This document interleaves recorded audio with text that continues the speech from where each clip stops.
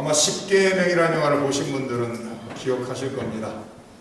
이 십계명을 만든 시슬 데밀이었던가요? 그분이 이 홍해 바다를 갈라지게 하는 장면을 어떻게 만들 것인가 고민을 하다가 사실은 영화로는 대단히 웅장하게 이렇게 묘사됐지만 지극히 조그마한 공간에서 물을 나뉘는 갈라지게 하는 그 장면을 촬영했다라고 말을 합니다.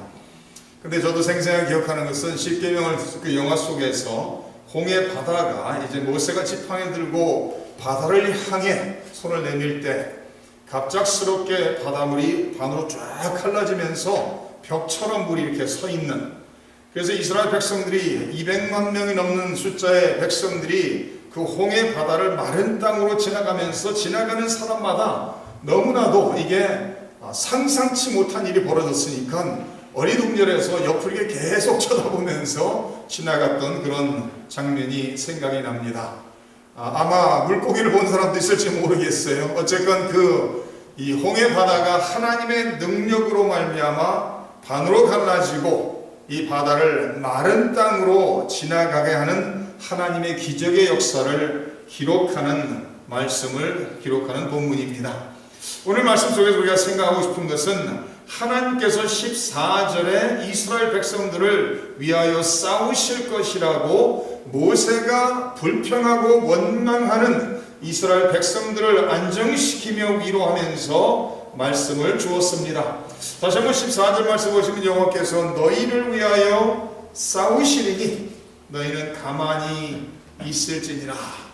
하나님께서 이스라엘 백성들을 430년 만에 애굽에서 10가지 재앙을 통해서 기적적으로 인도해내시고 지금 그들을 죽이겠다고 추격하고 있는 애굽인들의 그 마병과 그들의 마차들이 오는 그 흙먼지를 일으키면서 그들을 추격하고 있는 그 상황을 바라보면서 하나님을 향해 부르짖고 있는, 모세도 부르짖고 있고 백성들도 부르짖고 있고 더 나아가서는 백성들이 모세를 향해서 원망하고 있는, 하나님과 모세를 원망하고 있는 그런 상황 속에서 하나님께서 모세에게 말씀하시고 있습니다.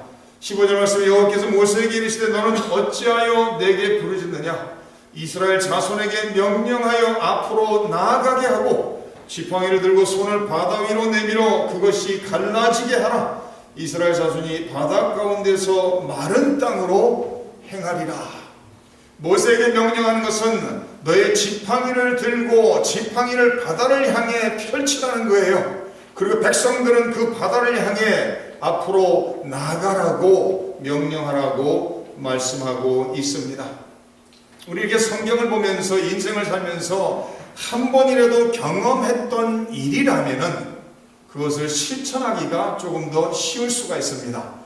그러나 우리가 읽고 있는 이 출애굽기 14장 속에 나타나고 있는 이 내용은 역사 속에서 처음으로 벌어지고 있는, 일어나고 있는 사건이며 한 번도 역사 속에서 이런 기적을 목격하거나 체험한 사람이 아무도 없는 상황 속에서 하나님께서 모세에게 지팡이를 들라는 거예요. 더 이상 나를 향해 부르짖지 말고 이제는 일어나서 움직이라는 거예요. 이제는 일어나서 행동하라고 하나님께서 명령하고 있습니다. 믿음의 사람들은 기도해야 되죠. 그러나 기도를 하고 난 후에는 그 믿음이라는 것은 행동으로 움직여질 때, 행동으로 옮겨질 때 기적의 역사를 체험하게 되는 것을 우리는 알 수가 있습니다. 믿음이라는 것은 삶 속에서 몸으로 행동으로 옮겨질 때 그때 비로소 하나님의 능력을, 하나님의 역사를 체험하게 된다라는 말씀입니다. 하나님께서 모세에게 지팡이를 들고 손을 내밀라라고 명령하시는 말씀이 두 번 나오고 있습니다. 15절 말씀에 그렇게 나오고 있죠. 여호와께서 모세에게 이르시되 너는 어찌하여 내게 부르짖느냐? 이스라엘 자손의 명령 앞으로 나가게 하고 지팡이를 들고 손을 바다 위로 내밀어 그것을 갈라지게 하라라고 명령하고 있습니다. 모세는 이 말씀을 들은 그대로 하나님의 말씀에 순종해서 21절로 내려가서 보시면은 그대로 순종하는 것을 볼 수가 있습니다. 모세가 바다 위로 손을 내밀매 여호와께서 큰 동풍이 밤새도록 바닷물을 물러가게 하시니 물이 갈라져 바다가 마른 땅이 됐다라고 말씀합니다. 이 애굽과 싸우는 것은 하나님께서 싸우시고 있습니다. 그러나 하나님께서 싸우시는 것을 목격하고 체험하기 위해서는 하나님이 명령하시는 그대로 모세도 순종해야 될 것이고 이스라엘 백성도 순종해야 될 것입니다. 두 번째로 하나님께서 모세에게 지팡이를 들라고 말씀하시는 내용은 26절에 다시 한번 나오고 있어요. 26절은 이젠 애굽 병거와 애굽 군사가 다 그들을 추격하면서 홍해 바다로 들어온 후에 하나님께서 다시 모세에게 말씀하시고 있는 것이죠. 26절에 여호와께서 모세에게 이르시되 내 손을 바다 위로 내밀어 물이 애굽 사람들과 그들의 병거들과 마병들 위에 다시 흐르게 하라 하시니 모세가 곧 손을 바다 위로 내밀매 새벽이 되어 바다의 힘이 회복된지라 애굽 사람들이 물을 거슬러 도망하나 여호와께서 애굽 사람들을 바다 가운데 엎으시니 물이 다시 흘러 병거들과 기병들을 덮되 그들이 뒤를 따라 바다에 들어간 바로의 군대를 다 덮으니 하나도 남지 아니했다라고 기록하고 있습니다. 첫 번째로 지팡이 들고 바다를 향해 손을 펼치라 했을 때는 하나님의 택한 백성들을 살리시기 위해서 바다를 갈라 마른 땅으로 만드시고 마른 땅으로 하나님의 백성들이 지나갈 수 있게 하시고, 두 번째 지팡이 들고 바다를 향해 손을 펼치라 했을 때는 하나님의 백성들을 죽이기 위해서 추궁하고 있는 애굽 군사가 이 홍해바다 마른 땅으로 들어온 후에 그들을 죽이기 위해서 하나님의 백성의 원수이고 적인 애굽 병사와 군사들을 죽이기 위해서 하나님께서 지팡이를 들고 바다를 향해 펼치라고 말씀하고 있습니다. 하나님의 택한 백성들의 삶은 하나님께서 보호하시고 하나님께서 지키시고 하나님께서 인도하시는 것을 오늘 말씀을 통해 우리는 볼 수가 있습니다. 하나님의 백성은 하나님이 붙잡으시는 것이죠. 아무리 세상이 악한 세력으로 죽이기 위해서 추격한다 할지라도 하나님이 붙잡고 계시는 것이고 하나님이 보호하시는 것이고 하나님이 인도하시는 것이고 하나님의 백성을 위해서 하나님이 대신 싸우시기 때문에 하나님의 백성들은 승리하게 되는 것을 체험하게 될 것이라고 오늘 말씀을 통해 우리에게 교훈하고 있습니다. 두 번째로 말씀 속에서 생각하기를 원하는 것은 하나님께서 이스라엘 백성들을 위해서 어떻게 싸우시는가를 오늘 말씀을 통해 보기를 원합니다. 하나님께서 하나님의 백성을 위해 싸우시겠다라고 말씀하시죠. 여호수아 23장에도 하나님께서 하나님의 택한 백성을 말씀하신 것 같이 위하여 싸우신다라고 말씀하고 있습니다. 14장 19절 말씀을 보시면 이렇게 기록하고 있습니다. 이스라엘 진 앞에 가던 하나님의 사자가 그들의 뒤로 옮겨가매 구름기둥도 앞에서 그 뒤로 옮겨갔다라고 말하고 있습니다. 하나님의 사자와 하나님의 임재를 상징하고 있는 구름기둥과 불기둥, 그것이 하나님 앞에서 이스라엘 백성 앞에서 이끌고 가다가 이제는 애굽 군사가 추격하는 것을 아시고 하나님의 사자와 하나님의 구름기둥이 뒤로 가서 하나님의 백성과 애굽 군사와 그 사이에서 벽을 만드셨다라고 기록하고 있습니다.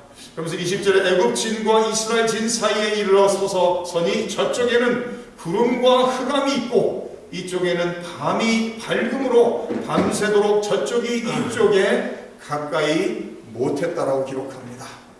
바로와 그 군사들이 이스라엘 백성을 추격할 때는 가서 자기들의 장자를 죽인 그 원수를 갚겠다 생각하며 추격해 왔을 것입니다. 그러나 하나님의 사자와 하나님의 구름기둥이 그들 사이에 서서 이쪽과 저쪽을 구분하시는 그 모습을 바라보면서 더 이상 그들을 추격할 수 없는 상황에 처해 있었다라고, 그쪽에는 저쪽에는 구름과 흑암이 있었고 하나님의 백성들이 있는 이쪽에는 밤이 밝았다라고, 밤새도록 하나님께서 저쪽이 이쪽에 가까이 올 수 없도록 하나님께서 그들의 방패가 되어주셨다라고 성경은 기록하고 있습니다.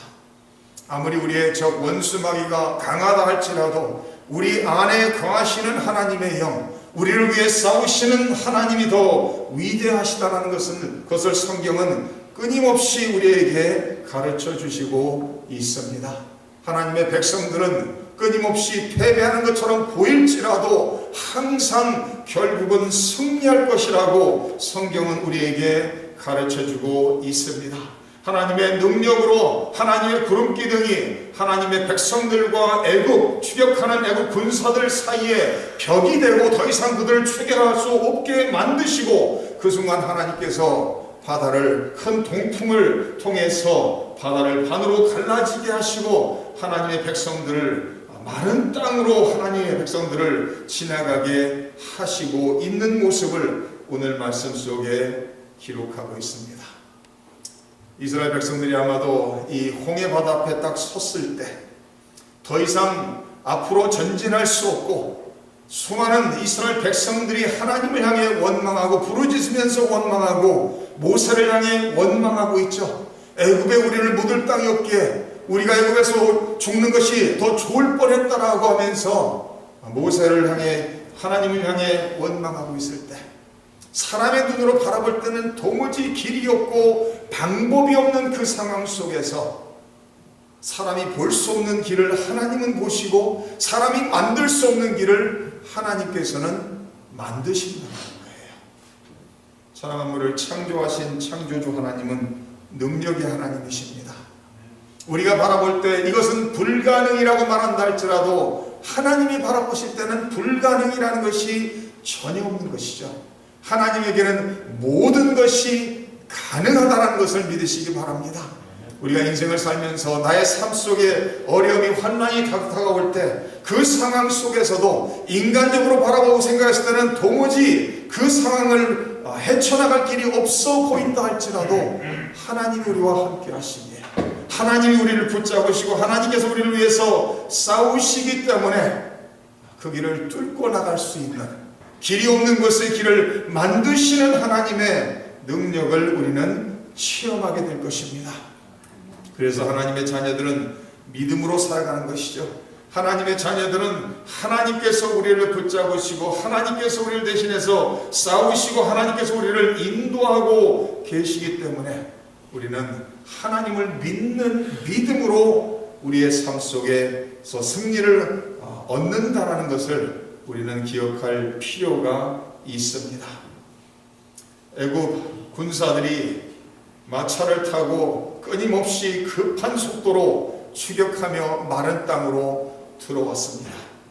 아마도 맨 뒤에서 지금 마른 땅을 거닐고 있는 이스라엘 백성들, 지금 홍해 바다를 벗어나기 바로 직전에 있는 사람들은 뒤를 돌아보면서 그들을 추격하고 있는 마차를 바라보고 있을 것입니다.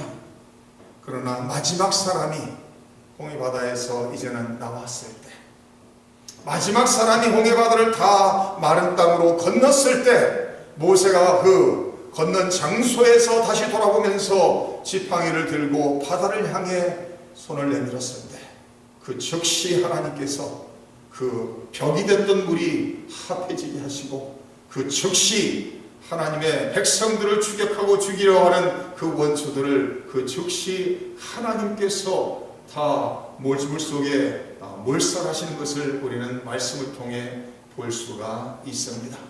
27절 말씀 다시 한번 보시기 바랍니다. 모세가 곧 손을 바다 위로 내밀매 새벽이 되어 바다의 힘이 회복된지라.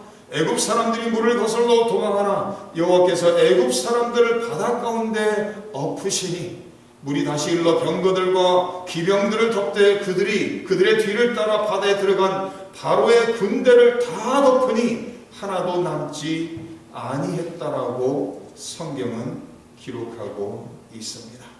그러나 이스라엘 자손은 바다 가운데를 육지로 행하였고 물이 좌우의 벽이 되었었다라고, 그날에 여호와께서 이같이 이스라엘을 애굽 사람의 손에서 구원하시며 이스라엘이 바닷가에서 애굽 사람들이 죽어 있는 것을 이스라엘 백성들이 보았다라고 기록하고 있습니다.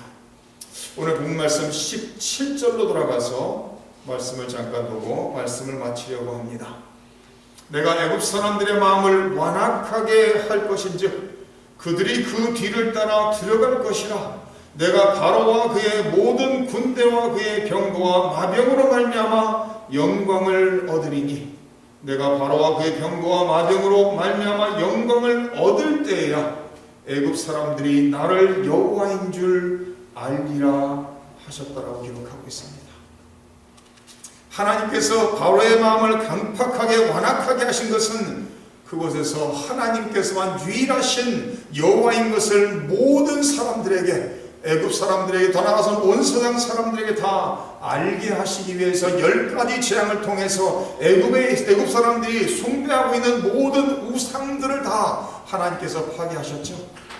하나님께서 홍해 바다를 가르시고 홍해 바다 속에 애굽 군사들을 다 거기에서 죽이는 이 사건을 통해서 하나님의 목적이 무엇이었죠? 하나님의 영광을, 하나님께서 이 사건을 통해서 하나님께서 영광을 얻으시겠다는 거예요. 애굽 사람들의 마음을 완악하게 하고 그들이 계속해서 이스라엘 백성들을 추궁하여 그들을 따라오게 할 것이고, 그리고 결국은 그들을 물속에 다 침몰하게 하심으로써 그들을 통해서 하나님께서 살아계신 여호와인 것을 모든 사람들이, 애굽 사람들이 알게 하시고 이것을 통해서 하나님께서 영광을 얻으시겠다라고 말씀하고 있습니다. 이 사건을 통해서 이스라엘 백성들은 하나님의 살아 역사하시는 능력을 다시 한번 체험했습니다.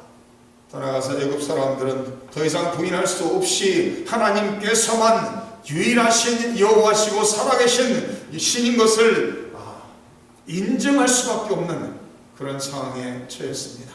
그래서 이 사건을 통해서, 역사 속에서 가장 위대한 기적의 사건을 통해서 하나님께서는 영광을 거두시고 이스라엘 백성은 하나님이 살아서 하나님의 백성들을 보호하시고 인도하시고 그들을 위해 싸우신다는 것을 확실히 목격할 수 있는, 체험할 수 있는 사건이 되었다라는 말씀입니다. 더 나아가서 마지막으로 31절에 가서는 이스라엘 백성들이 하나님을 경외하고 하나님과 모세를 믿었다라는 말씀을 기록하고 있습니다. 이스라엘 여호와께서 애굽 사람들에게 행하신 그 큰 능력을 보았으므로 백성이 여호와를 경외하며 여호와와 그의 종 모세를 믿었다라고 기록합니다. 이렇게 성경을 보면서 참 이스라엘 백성들은 어리석은 사람들 같다라는 생각을 갖지 않을 수가 없어요. 왜 그런가 하면은 지금 그들이 애굽에서 나오기 전에 무엇을 목격했죠?